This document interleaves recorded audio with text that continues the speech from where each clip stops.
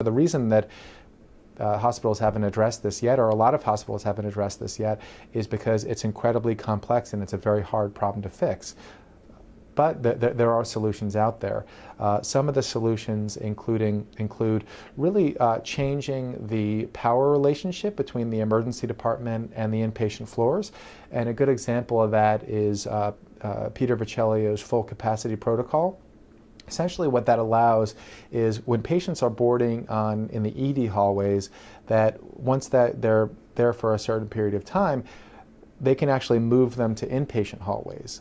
And essentially what that allows is the emergency department really with a pop-off valve.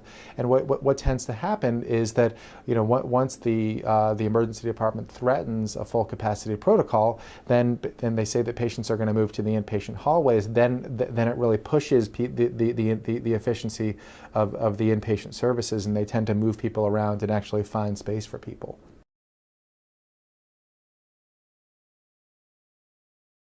There are two ways that that's going to happen. The first is through the Joint Commission. The Joint Commission just recently released a standard that really is going to hold hospitals accountable for having that step that I mentioned earlier, really having a quality improvement group within the emergency department and hospital addressing flow.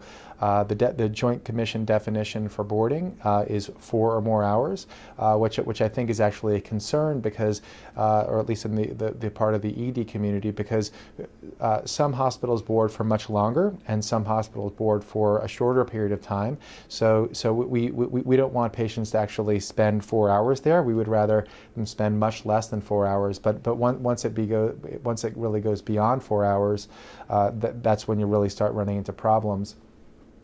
The other way that hospitals are going to be held accountable is through public reporting.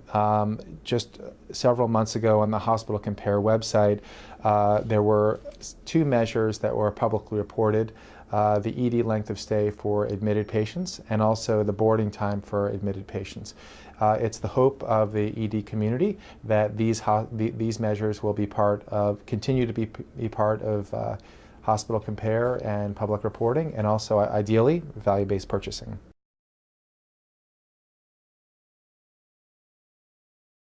With the Affordable Care Act, the more we push towards value-based purchasing, or the more important value-based purchasing becomes.